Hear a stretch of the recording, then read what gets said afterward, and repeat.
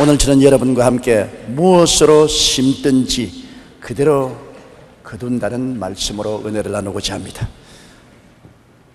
콩 심은 데 콩 나고 팥 심은 데 팥 난다는 말은 우리나라 속담입니다. 원인 없이 우연한 결과란 결코 없습니다. 물론 심고 거두는 일이 인생사에 있어서는 자연 환경과 같이 꼭 부러지게 나타나는 것은 아닙니다.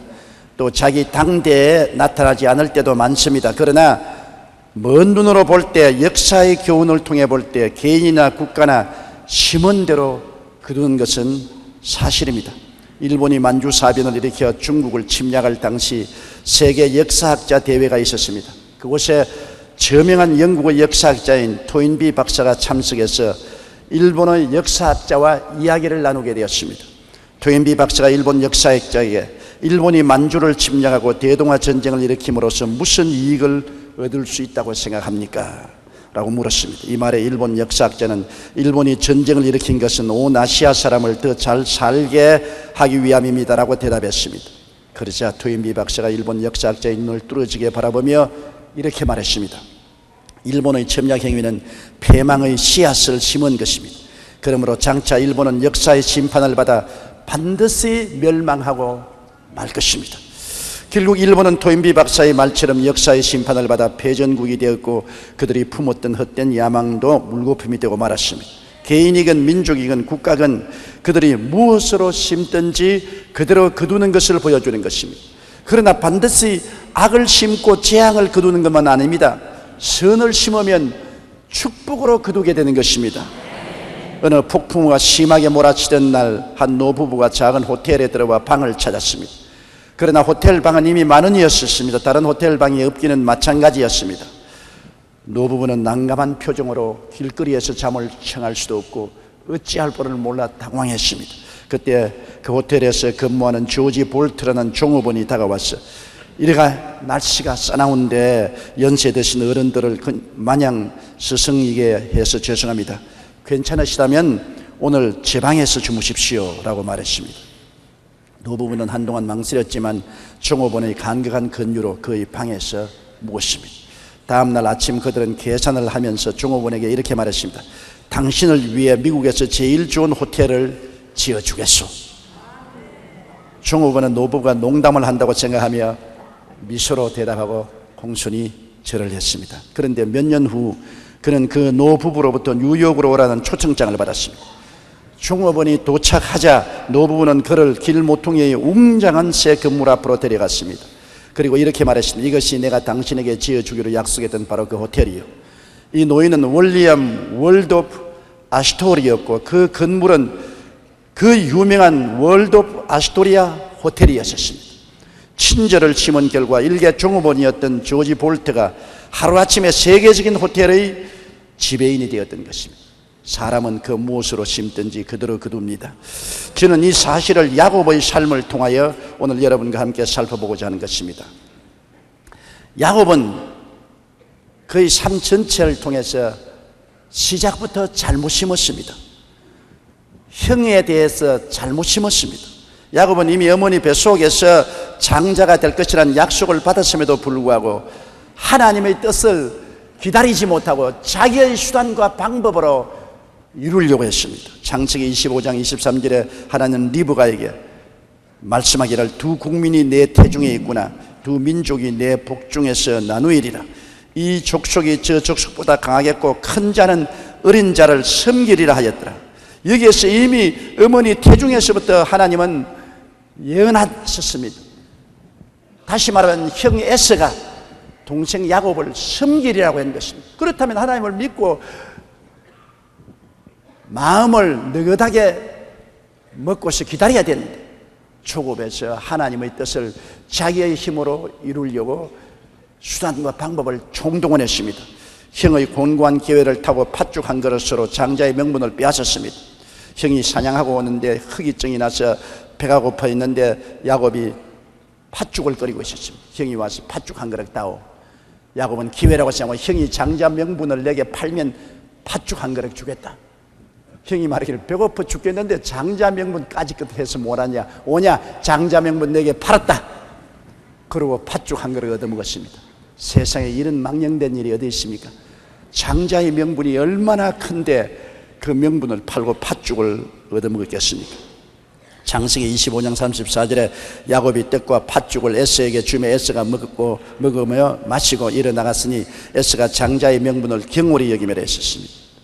그래서 여기에서 형의 곤고한 기회를 타고 야곱은 형의 장자 명분을 빼앗는 야속하고 야비한 행동을 했습니다. 잘못 심었습니다. 결코 좋은 결과를 맺을 수 없는 악의 씨앗을 심은 것입니다. 그 다음에는 또 아버지를 속이고 어머니와 합작하여 장자의 축복을 도적했습니다. 야곱이 장자가 아닌데 아버지 이삭이 나이 많아 눈이 어둡고 이제 세상 뜰 날이 가까우니까 장자에게 반드시 복을 빌어주거든요. 복을 빌어주면 그 복이 많은 것입니다. 야곱은 장자가 아니니까 그 복을 직접 받을 자격이 없는데 이삭이 에서를 불러가지고서 야 너가 장자지 않느냐, 내가 이제 세상을 뜨기 전에 너에게 복을 한껏 빌어줄 테니까 나가서 사냥하여 내가 좋아하는 짐승을 잡아와서 요리를 해서 오너라. 내가 맛있게 먹고 마시고 너에게 한껏 복을 주겠다. 이 이야기를 같이 있던 어머니 리브가가 들었습니다. 리브가는 에서보다도 야곱을 사랑했거든. 야곱을 불러서 야 너 아버지가 에서에게 복을 주겠다니 나는 에서가 복 받기를 원치 않는다. 내가 복 받기를 원한다. 당장 짐승의 우리에 가서 짐승을 잡아서 오너라. 내가 요리하마. 그래서 야곱이 짐승을 잡아오니 에서의 부인된 리브가야 남편의 입맛을 너무 잘하지 않아요. 인류 요리를 만들었어. 그래서 그 둘째 아들 야곱에게 음식을 들려서 아버지에게 대접하고 복을 받도록 한 것입니다. 아버지에게 들어갈 때 그 둘째 아들 목에다가 염소틀을 감고 손에도 염소틀을 발라서 마다달처럼 부슬부슬 털이 나게 한 것입니다. 야곱이 들어가서 아버지가 원하시는 대로 짐승을 잡아서 요리를 해왔습니다. 나는 아버지의 맏아들 에서연이 나를 축복해 주시옵소서. 그래서 아버지가 가만히 눈을 끔벅끔벅 하더니 눈이 어두워서 안 보이니까 귀하다. 목소리는 꼭 둘째 놈 야곱 목소리 같은데 네가 과연 내 맏아들이냐? 가까이 오너라 한번 보자. 가까이 와서 옷의 냄새를 맡으니까 어머니가 이미 형의 옷을 입혔으니까 형의 옷 냄새가 나거든. 어디 만져보자. 목을 만져보고 손을 만져보니 양털이 있어 부슬부슬하거든. 목소리는 야곱의 목소리인데 냄새는 형은 에서의 냄새고 털도 부슬부슬 났으니 에서로구나. 그래서 아버지가 축복을 해주었습니다. 창세기 27장 28절로 29절에 하나님은 하늘의 이슬과 땅의 기름짐이며 풍성한 곡식과 포도주로 내게 주시기를 원하노라. 만민이 너를 섬기고 열국이 내게 굴복하리니 내가 형제들의 주가 되고 내 어미의 아들들이 내게 굴복하며 내게 저주하는 자는 저주를 받고 내게 축복하는 자는 복을 받기를 원하노라. 잘못 심었습니다. 사기쳤습니다. 어머니와 합쳐서 사기를 쳤다고요. 사람은 무엇으로 심든지 거두는데 장차 어떻게 거두려고 그는 현재 욕심을 따라 심었는지 모르겠습니다. 그러나 심은 대로 야곱은 거둘 수밖에 없었습니다.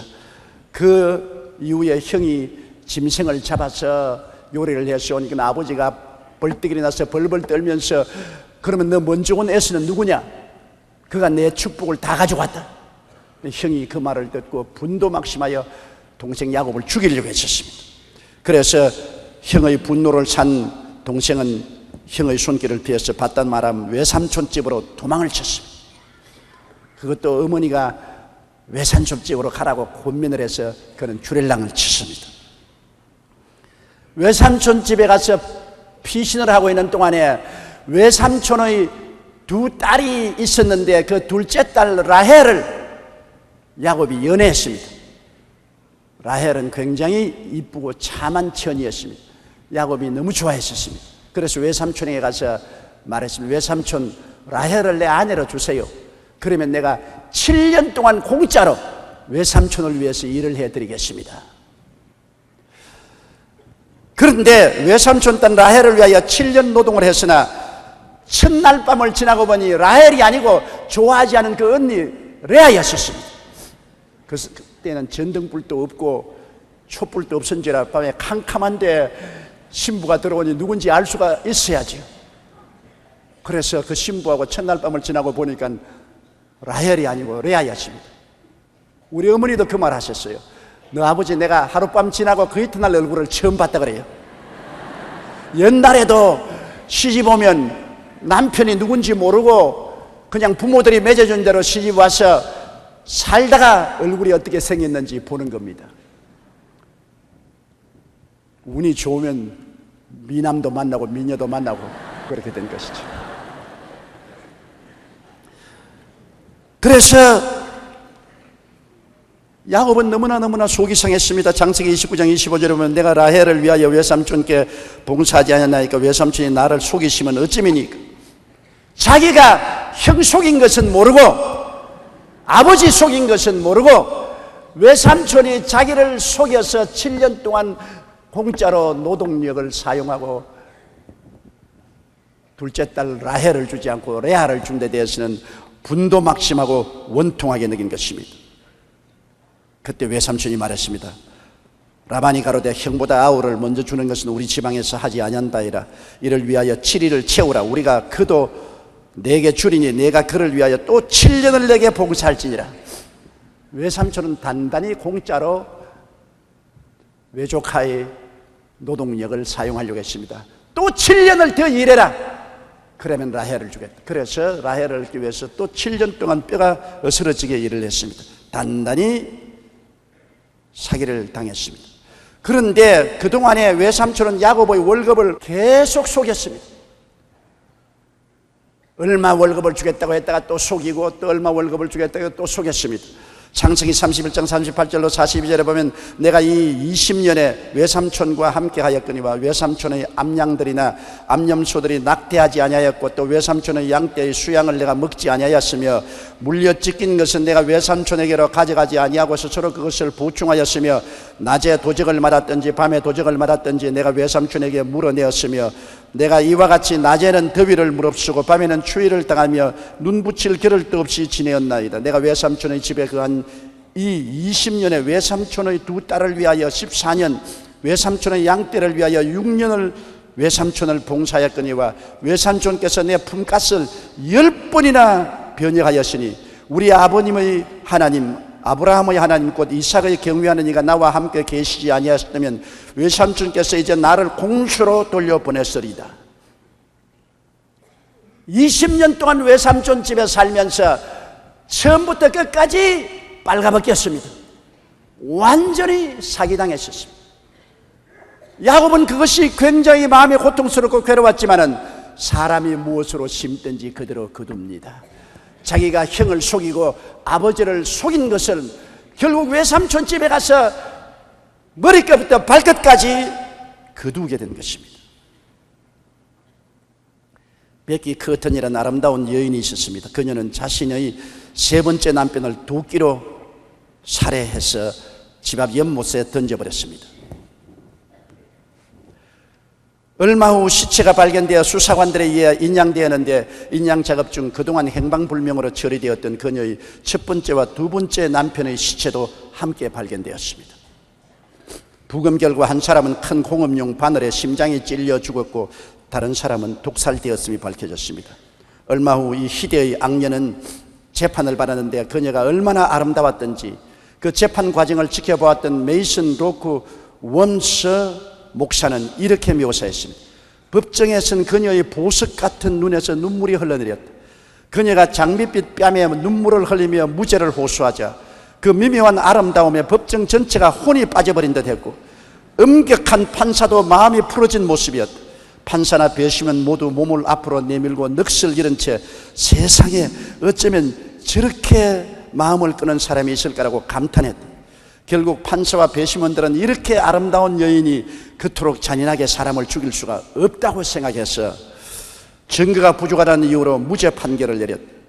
판결이 끝난 후 베키 커튼은 보란듯이 배심원이었던 사람과 결혼해 사치 행각을 벌였다. 그러나 얼마 지나자 그녀의 자신의 친오빠가 그 여동생을 살해하고 말았다. 사람은 속일 수 있어도 하나님은 속일 수 없습니다. 자신이 심은 대로 거둔 것입니다. 너무나 아름다운 여인이기 때문에 판사도 검사도 배신원도 혼이 빠져버렸습니다. 그의 눈물의 호수에 무죄를 선언했지만 하나님은 그렇지 않으셨습니다.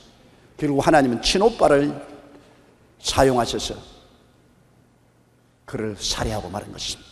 사람이 무엇으로 심든지 거두는 것입니다. 그러나 또 잘 심은 것을 보세요. 미국의 보스턴시의 시드로사라는 청년이 거상 바튼을 찾아갔습니다. 제가 워싱턴에 소매상을 하나 차리려고 하는데 2,000불만 돈을 빌려주십시오. 바튼은 담보물을 주면 그렇게 하겠다고 했습니다. 그러나 시드로사에게는 담보로 내놓을 만한 것이 없었습니다. 회사 규정상 확실히 담보물 없이는 돈을 빌려줄 수 없었지만 버튼은 그 청년에게 믿음이 갔습니다. 그래서 장래가 촉망되는 젊은이에게 투자하는 마음으로 선뜻 무담보로 2,000불을 빌려주었습니다. 이 일이 있은 지 10년 후에 세계적인 대공황이 왔습니다. 바튼의 사업도 도산되어 빚을 갚지 않으면 도저히 재기할 수 없었습니다. 이 사실을 듣게 된 시드로사는 바튼을 찾아왔습니다. 얼마나 부채를 지셨습니까? 75,000달러요. 이번엔 제가 그 금액을 드리겠습니다. 전에 선생님께서 빌려주신 돈으로 저는 사업을 잘 꾸려 나가서 큰 부자가 되었습니다. 아니 그때 그 돈은 벌써 다 갚았는데 뭘 또 준다는 것입니까? 내가 빌려준 2,000불 다 당신이 갚지 않았어. 이 말에 시드로사는 아닙니다. 선생님께서 빌려주신 돈은 모두 갚아드렸지만 도와주셨던 그 은혜는 그대로 남아있습니다. 이렇게 어려운 때에 제가 조금이라도 도움이 될 수 있다면 돕는 것이 저의 의무입니다 하며 그에게 도와주었습니다. 덕분에 바튼은 재기할 수 있었고 이 두 사람은 모두 사업에 크게 성공했다고 합니다. 어려운 청년에게 베풀었던 도움이 자신이 어려울 때 더 큰 도움으로 돌아왔던 것입니다. 사람이 무엇으로 심든지 그대로 거두리라. 악을 심으면 재앙으로 거두고 선을 심으면 축복으로 거두게 되는 것입니다. 야곱은 형에게 잘못한 그 행위가 20년 후에 거둘 줄은 꿈에도 몰랐습니다.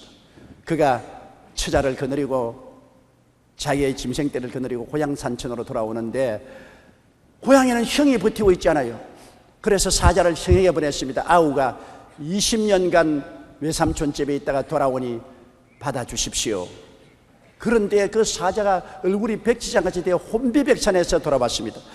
그 말을 하자마자 당신의 형이 400명의 장정을 거느리고 무장하고 출동을 했습니다. 형은 20년 동안 이를 갈았습니다. 이놈 어디 두고 보자. 내가 너에게 복수하겠다. 그래서 동생이 온다는 말을 듣고 400명의 장정을 무장시켜서 왔습니다. 동생 한 사람 처치하는데 여러분 400명의 무장한 청년을 데리고 오다니 무시무시하지 않습니까? 그 말을 듣고 야곱은 창자가 녹는 것 같았습니다. 창세기 32장 7절로 12절에 야곱이 심히 두렵고 답답하여 자기와 함께한 종자와 양과 소와 약대를 두 떼로 나누고 가로되 에스가 와서 한 떼를 치면 남은 떼는 피하리라 하고 야곱이 또 가로되 나의 조부 아브라함의 하나님 나의 아버지 이삭의 하나님 야훼여 주께서 전에 내게 명하시기를 내 고향 내 족속에게로 돌아가라 내가 내게 은혜를 베풀리라 하셨나이다. 나는 주께서 주의 종에게 베푸신 모든 은총과 모든 진리를 조금이라도 감당 수 없사오나 내가 내 지팡이만 가지고 이 요단을 건넜더니 지금은 두 떼나 이루었나이다. 내가 주께 간구하오니 내 형의 손에서 에서의 손에서 나를 건져내시옵소서. 내가 그를 두려워하면 그가 와서 나와 내 처자들을 칠까 겁내미니이다. 주께서 말씀하시기를 내가 정녕 내게 은혜를 베풀어 내 시로 바다에 셀 수 없는 모래같이 많게 하시려 하셨나이다. 그렇게 하나님께 기도하고 난 다음에 형의 마음을 어찌하든지 유하게 하려고 형에게 선물을 보냈었습니다. 창세기 32장 13절로 21절에 야곱이 거기서 격려하고 그 소유 중에 형 에서를 위하여 예물을 태가니 암염소가 200이요 수염소가 20이요 암양이 200이요 수양이 20이요 전나는 약대 30과 그 새끼 암소 40이요 황소가 10이요 암나귀가 20이요 그 새끼 나귀가 10이라 그것을 각각 떼로 나누어 종들의 손에 맡기고 그 종들에게 이르되 나보다 앞서 건너가서 각 떼로 상거가 뜨게 하고 그가 또 앞선 자에게 부탁하여 가로되 내 형 에서가 너를 만나 묻기를 내가 네 사람이며 어디로 가느냐 내 앞에 것은 네 것이냐 하거든 대답하기를 주의 종 야곱의 것이요 자기 주가 주 에서에게로 보내는 예물이오며 야곱도 우리 뒤에 있나이다 하라 하고 그 둘째와 셋째와 각 때를 따라가는 자에게 부탁하여 가로되 너희도 에서를 만나거든 곧 이같이 그에게 구하고 또 너희는 말하기를 주의 종 야곱이 우리 뒤에 있다 하라 하니 이는 야곱의 생각에 내가 내 앞에 보내는 예물로 형의 감정을 푼 후에 대면하면 형이 혹시 나를 받으리라 함이었더라. 그 예물은 그의 앞서 행하고 그는 무리 가운데 경야했습니다. 그러나 예물을 보내고 난 다음에도 마음의 불안해서 견딜 수가 없습니다. 형이 예물은 예물대로 받고 단칼에 자기의 가족을 칠지 누가 합니까? 불안하고 초조해서 견딜 수가 없습니다. 그래서 최후의 결정하기를 에라 빈손 들고 왔으니 빈손 들고 인생을 또 출발해야지. 다 빼앗기면 그 다음 처자를 내 앞서 세워놓자. 정말 나를 죽일 생각이 있으면 내 처자를 칠 것이 아닌가. 처자를 치면 나는 도망을 치겠다. 그래서 처자를 형의 분노의 표정물로 보내었습니다. 창세기 32장 22절에 밤에 일어나 두 아내와 두 여종과 11 아들을 인도하여 야복 나루트를 건너게 했습니다. 강을 건너서 처자는 강 저쪽 편에다 보내놓고 자기는 이쪽 편에 앉아 꿇어 앉아가지고 기다립니다. 형이 와서 처자를 치면 그때는 나는 36개를 놓는다까지 끝. 장가는 또 가면 되는 것이고 자식은 또 낳으면 되는 것이니까 내 목숨 살고 볼 것이지 처자가 이 위기에 무슨 중요한 것이냐. 정말로 야곱이었었습니다. 그러나 거기에서 하나님은 내 길이냐 내 길이냐 택하라고 압력을 가했습니다. 밤이 왔는데 밤에 갑자기 장정한 사람이 달라들어서 야곱의 허리춤을 잡고 씨름을 했습니다. 재미있으라고 씨름한 거 아닙니다. 붙잡고 야 이놈아 너 처자에게로 들어가라. 죽어도 같이 죽고 살아도 같이 죽고 살아라. 내가 잘못한 것 내가 책임져라. 20년 전에 내가 형에게 사기친 것 이제 거두어야 되는데 왜 회피하려고 하느냐. 책임져라. 건너가라.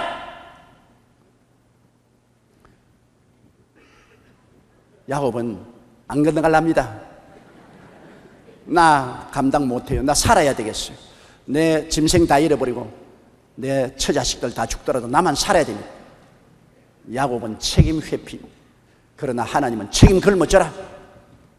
너가 목을 내어놓고 잘못 심은 거두어라. 그래서 그 사람하고 날이 새도록 씨름을 하는데 나중에 그분이 야곱의 환두불을 치니까 다리가 우적적하고 절름발이가 됐습니다. 그러니 이제 절단 났습니다. 줄눈발이가 돼서 어떻게 달아납니까? 그래서 그 사람을 잡았습니다. 자꾸 나를 축복해 주십시오. 그렇지 않으면 당신을 놓지 않겠나이다. 야곱은 그분이 보통 분이 아닌 줄 알았습니다. 사실 맞았어요. 그분이 바로 하나님의 사자 요사의 육으로 나타난 예수 그리스도가 영적인 모습으로 나타났을 때인 것입니다. 그러자 그분이 물었습니다. 내 이름이 뭐냐? 야곱입니다. 야곱이라는 이름은 쉽게 말하면 교활한 사람, 사기꾼이라는 것입니다. 너는 교활하고 사기쳤지. 그러나 너가 이제 내게 항복하고 깨어졌으니 내 이름을 야곱이 아니고 이스라엘이라 하리라. 이스라엘에만 항복한 사람, 하나님과 씨름해서 이긴 사람. 하나님과 씨름해서 지면 이기게 되는 것입니다. 왜? 하나님이 돌봐주시기 때문에. 그러므로 너는 이제는 야곱이 아니라 이스라엘이다. 그는 완전히 깨어져서 옛날 야곱의 교활하고 사기친 인생, 무책임한 인생을 다 청산하고 하나님께 항복하고 이스라엘이 되어서 하나님과 더불어서 일어나 야복강을 아침에 건너갑니다. 성경에 보면 그가 야복강을 건널 때 태양이 떠올랐다고 했습니다. 아침이 되어 태양이 떠오를 뿐 아니라 그 인생에 태양이 떠올랐습니다. 야곱으로 인생을 사는 이상, 교활하고 사기치고 자기 중심으로 사는 이상은 끝까지 캄캄한 밤이고 하나님과 씨름해야 됩니다. 깨어져서 하나님께 항복하고 하나님 종이 되면은 그 이름이 이스라엘, 하나님과 씨름해서 이긴 자, 하나님의 왕자가 되고 그 인생에 태양이 떠오르게 되는 것입니다. 그는 쩔뚝쩔뚝하면서 온몸에 상처를 입었으나 야복 나루터를 건너서 처자가 있는 그곳으로 갔습니다. 나는 여기에서 굉장히 감동을 느낍니다. 그는 야곱이 밤새도록 하나님의 사자와 씨름하고 깨어져서 변화되어 이스라엘이 되었다는 것입니다. 우리가 인생을 살면서 우리에게 다가오는 여러 가지 시험과 환난이 많지 않습니까? 그 대다수의 시험과 환난은 우리가 과거에 잘못 심어서 다가오는 것입니다. 내가 알든지 모르든지 과거에 잘못 심은 것이 폭풍화되어서 다가오는 것입니다. 이것을 우리가 책임을 안 지겠다고 회피하고 뒤로 물러서면 하나님과 씨름하게 되는 것입니다. 하나님은 여러분 우리가 심은 것을 우리가 거두라고 말하는 것입니다. 그러나 너 힘으로 거두지 말고 교활하고 사기치고 인본주의적인 너 힘으로 거두지 말고 깨어져서 하나님께 항복하고 하나님을 의지하면 하나님이 너를 이스라엘로 만들어서 너를 거두게 만들어 주시겠다. 하나님이 힘과 능력을 주어서 거두게 해주시겠다. 오늘날 역사적으로 보면 제2차 대전을 일으킨 나라는 독일과 일본입니다. 두 나라가 다 패전했는데 여러분 독일은 야곱에서 이스라엘이 된 나라입니다. 그들은 교활하고 사기치고 온 유럽을 다 먹으려고 했으나 패전하고 난 다음에 그들은 깨어지고 회개하고 하나님께 항복하고 변화되었습니다. 독일은 자기들이 잘못한 것을 온 천하에 공포하고 모든 교과서에 자기들이 2차 대전 때 잘못하고 유대인 600만 명을 죽인 것을 공개로 기록하게 하고 그들은 보상을 했고 또 지금도 보상하고 있습니다. 그들은 탁 털어놓고 온 세계 앞에 우리는 죄인입니다. 우리는 회개합니다. 우리는 보상합니다. 그런데 일본은 끝까지 야곱으로 남아있고 이스라엘이 되지 않습니다. 일본은 제2차 세계대전을 미화합니다. 우리가 전쟁한 것은 아시아를 잘 살리기 위해서 했다. 한국을 점령한 것은 한국을 발전하기 위해서 그렇게 했다. 한국에 좋은 일을 했다. 그들의 침략적인 만행을 변명을 합니다. 독일처럼 회개를 하지 않습니다. 우리가 잘했다. 잘못 심은 것 무엇이 있느냐?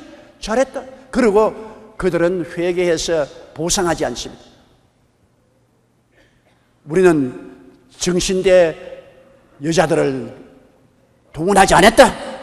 그건 없는 일이다. 우리는 징용이나 징병하지 않았다. 없는 일이다. 교과서에 쓰지 마라. 보상할 수 없다. 완전히 야곱입니다. 이기주의적이고 교활하고 사기고 자기 중심주의인 거죠. 그러므로 일본은 끝까지 하나님과 씨름해야 됩니다. 그러한 개인이나 그러한 나라를 위해서는 하나님이 끝까지 씨름합니다. 언제까지? 환두뼈가 부러질 때까지 씨름하는 것입니다.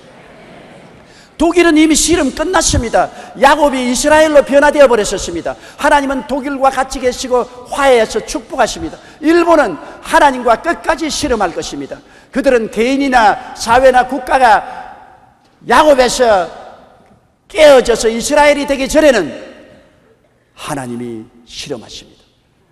끝까지 깨어지고 회개하고 변화되지 않으면 하나님이 환두뼈를 때리는 것입니다. 여러분, 하나님을 우습게 여기면 안 됩니다. 하나님을 우습게 여기지 말라. 사람이 무엇으로 심든지 그대로 거둔다고 말했습니다. 개인이나 국가가 절대로 하나님을 희롱하거나 농락할 수 없습니다.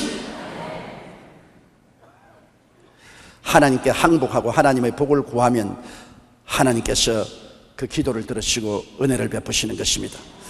일본도 책임을 회피하지 말고 보상을 거부하지 말고 그 책임을 만천하에 교과서에 다 공개하고 그리고 보상을 하면은 하나님이 일본의 기도를 들어주시고 야곱이 아닌 이스라엘로 만들어 주실 것입니다. 똑같은 2차 대전을 일으킨 전범의 국가가 독일은 저렇게도 회개하고 변화받아 야곱이 이스라엘로 됐는데 왜 일본은 끝까지 야곱으로 남아있고 책임을 지지 아니하고 교활하고 이기주의적이고 인본주의적인지 감탄할 정도입니다. 그러나 하나님은 그대로 내어놓지 않습니다. 깨어지지 아니하면 하나님이 강제로 깨뜨리는 것을 우리는 알고 있는 것입니다. 매를 더 맞고 또 맞게 될 것이고 나중에는 환두뼈가 어그러지게 될 것입니다. 그러기 전에 빨리 회개하는 것이 좋습니다. 하나님께 복을 받고 심은 것을 거두면 쉽게 거둘 수가 있습니다. 여기에 형은 400인의 청년들을 무장시켜서 시시각각으로 다가옵니다. 도망치려던 야곱은 이제는 깨어지고 변화되어 하나님과 함께 형을 향해서 나아가는 이스라엘이 되었습니다. 창세기 33장 1절로 4절에 보십시오. 야곱이 눈을 들어보니 에서가 400인을 거느리고 오는지라 그 자식들을 나누어 레아와 라헬과 두 여종에게 맡기고 여종과 그 자식들은 앞에 두고 레아와 그 자식들은 다음에 두고 라헬과 요셉은 뒤에 두고 자기는 그들 앞에서 나아가되 몸을 7번 땅에 굽히며 그 형 에서에게 가까이 하니 에서가 달려와서 그를 맞아서 안고 목을 어긋맞히고 그와 입맞추고 피차 우니라. 20년 동안 원한이 눈 녹듯이 녹아버리고 마는 것입니다. 죽이려고 온 형이 오히려 뛰어와서 동생의 몸을 안고 목을 어긋맞추고 통곡을 하고 울었습니다. 이러한 감격과 이 놀라운 역사는 하나님의 기적이 아니고는 이루어지지 않습니다. 우리 한국과 북한이 통일되는 것도 이와 같이 하나님의 역사가 일어나면 서로 얼싸안고 눈물을 흘리고 용서하고 하나가 될 수 있습니다. 힘으로도 되지 않고 능으로도 되지 않고 나의 신으로 말미암느니라고 말한 것입니다. 야곱으로 남아있어서는 언제나 하나님과 씨름하고 하나님이 도와주지 않습니다. 깨어져서 이스라엘이 되면, 그리고 하나님께 온전히 맡겨버리면 하나님이 일해주시고 하나님이 짐을 짊어주시고 하나님이 싸워주시는 것입니다. 그리고 그 결과는 좋은 열매를 거두게 되는 것입니다. 깨어지고 회개하고 항복한 씨앗은 좋은 결과를 거두게 됩니다. 독일의 나치스가 유대인을 닥치는 대로 학살할 때였습니다. 한 조종사가 비행장에서 비행기를 고치고 있는데 웬 청년이 황급히 비행기 안으로 뛰어들어왔습니다. 그러면서 하는 말이, 당신이 살려주지 않으면 나는 죽습니다. 부탁이니 어서 비행기를 띄워서 나를 독일 국경 밖으로 데려다 주십시오. 애원했습니다. 청년은 유대인으로 비밀 경찰에게 쫓기고 있었던 것입니다. 조종사는 청년이 불쌍하다는 생각이 들어 얼른 비행기를 띄워 그를 국경 밖으로 데려다 주었습니다. 그로부터 얼마 후 2차 대전이 터졌습니다. 이 조종사는 영국으로 건너가 연합군으로 전쟁에 참여했습니다. 그런데 그가 탄 비행기가 추락하는 바람에 중상을 입고 의식을 잃어버리고 말았습니다. 군에서는 부랴부랴 외과의를 수소문해서 이 조종사를 수술했습니다. 2주일 후 의식이 깨어난 조종사는 감사의 뜻을 전하기 위해 자신을 수술했던 의사를 찾아갔습니다. 그런데 놀랍게도 그 의사는 바로 자신이 살려주었던 유대인 청년이었습니다. 한 청년을 불쌍히 여겨 살려주었던 것이 후일 자신의 생명을 구하는 계기가 된 것입니다. 우리가 무엇으로 심든지 그대로 거둡니다. 그것이 하나님께서 정해놓으신 법칙인 것입니다.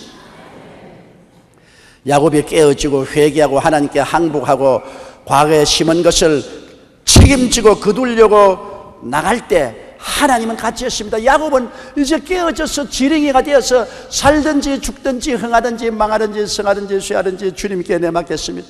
형이 죽이면 죽겠습니다. 내가 잘못한 것 내가 하나님 앞에서 책임지고 거두겠습니다. 피하지 않겠습니다. 그러고 나갈 때 하나님이 야곱이 아닌 이스라엘과 동행했던 것입니다.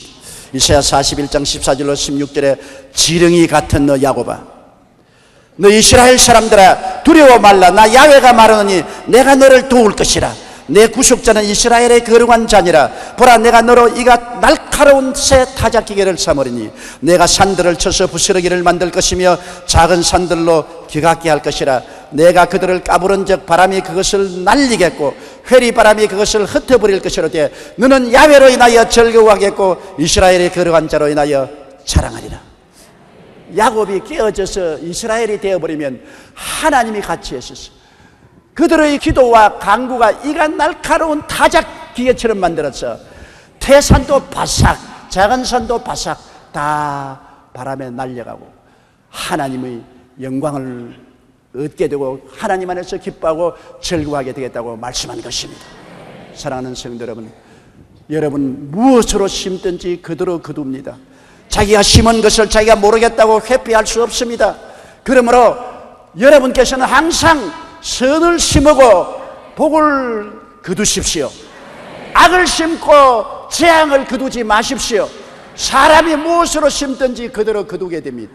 그리고 심은 것을 회피하지 마십시오. 내가 교활하고 사기꾼적 심정으로 인본주의로 피해보려고 하지만은 그러면 하나님과 씨름하게 되는 것입니다. 하나님 앞에서 환두뼈가 부러지게 되는 것입니다. 내가 스스로 심은 것을 하나님 앞에 항복하고 회개하고 두 손 들고 나와서 의지하면 하나님이 함께하여서 여러분은 심은 것을 다 쉽고 편안하게 거두게 해주시옵시고 하나님의 은총과 사랑으로 채워주시는 것입니다. 우리 다 같이 고개 숙여 기도드리겠습니다. 전능하시고 거룩하신 아버지 하나님, 성경에는 하나님을 만홀히 여기지 말라고 했습니다. 하나님을 우습게 생각하지 말라. 사람이 무엇으로 심든지 그대로 거둔다고 말했습니다.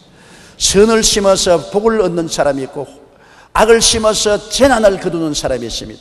바람을 심고 폭풍우를 거두는 사람들이 있습니다.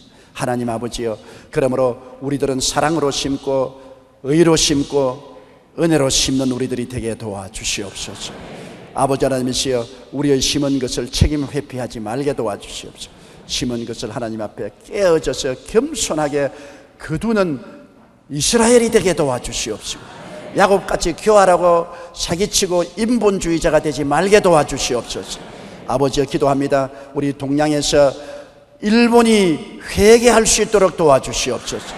끝까지 잘못 심어놓고 그것을 변명하고 잘 심었다고 주장하다가 고집하다가 하나님께 매를 맞아 환두뼈가 부러지지 않게 만들어 주시옵시고 일본이 독일처럼 깨어지고 회개하여 잘못을 전 세계에 고백하고 그러고 보상하는 이스라엘이 되게 도와주시옵소서. 예수님 이름으로 기도드리옵나이다. 아멘.